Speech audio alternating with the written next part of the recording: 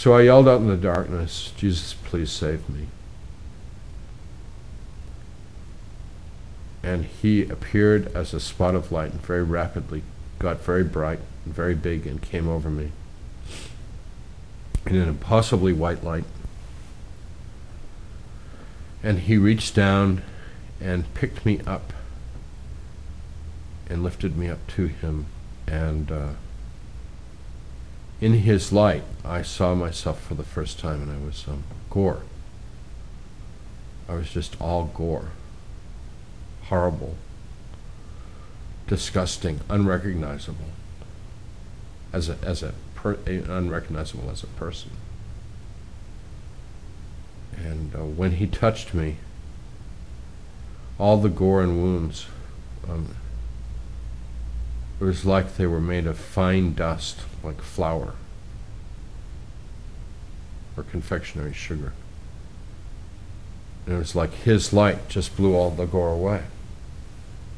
This is what needs to be. This is calm. This is incredibly serene. This is amazing. Light, power, this movement, then this warmth, a lot of things happening there which is unexplainable for me. And then I'm thinking, but where am I? I mean, maybe I'm in America and somebody drugged me and I have hallucination. Maybe some hallucination is part of that what I'm going through, but in reality I don't feel anything. I don't feel my body. I don't feel, where is George? I don't have face, I don't have body. I am in light, but I am. I am because I'm thinking. And I am because I am aware that I am. And I remain suspended in this loving light, enthralled in this total feeling of peace and serenity and beauty and love. And I realized that indeed I was in the presence of my God and my Creator, who was surrounding me with this light, with this love. There is only one word to describe it, and that word is ineffable. And while I was in this light, I felt that I was being purged of my earthly life, of all of my sins and transgressions. And I realized that despite the life I had been leading, that I was still loved by my Creator. Despite what I had experienced just before I found myself in this place, I was still loved by my God and my Creator. Impossible to describe. Very frustrating, because if I could describe it in any way, it would be quite impressive to people, but it's completely ineffable. I knew that this was Jesus. I knew that he was very powerful. I mean, he picked me up as if I was nothing at all, as if I were a feather. I knew, I don't know how I knew this, but I knew he knew me more than I knew me. I knew that I didn't have any secrets. Everything I was and had done and thought, I knew. So I don't know how, but I just knew he knew it all. He knew everything about me.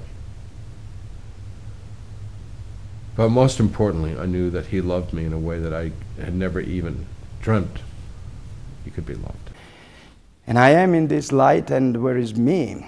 And I saw as a panoramic view, Daniel Brinkley has that word, and I would repeat, the panoramic view of life. Everything from the beginning of my birth, my ancestors, my children, my son, my wife, everything comes together. Simultaneously, I saw everything about me and about everybody who was around me, and I saw what they were thinking now, what they thought then, what was happening before, what was happening now.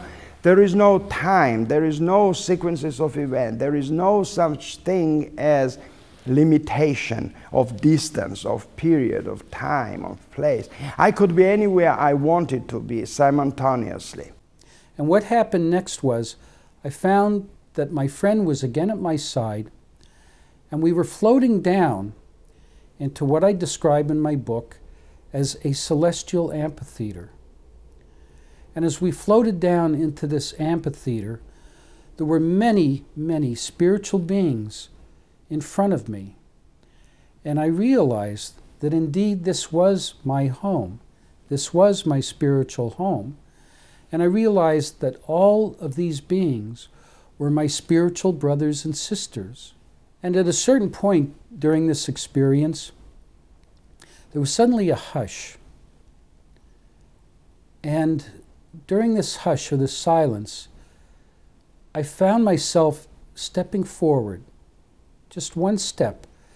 And as I stepped forward, I was suddenly enveloped in what I would call a virtual reality.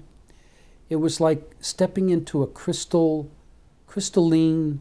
sphere.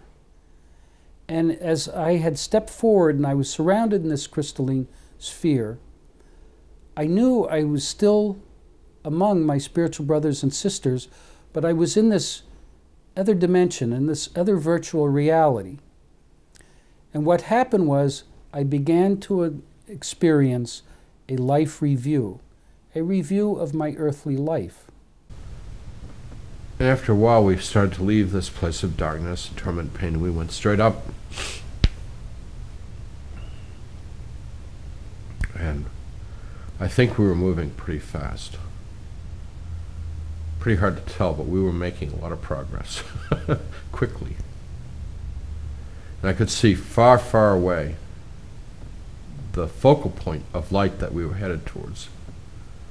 And that everything around us moved in relationship to that focal point. In other words, everything was either moving towards that focal point or moving away from that focal point of light.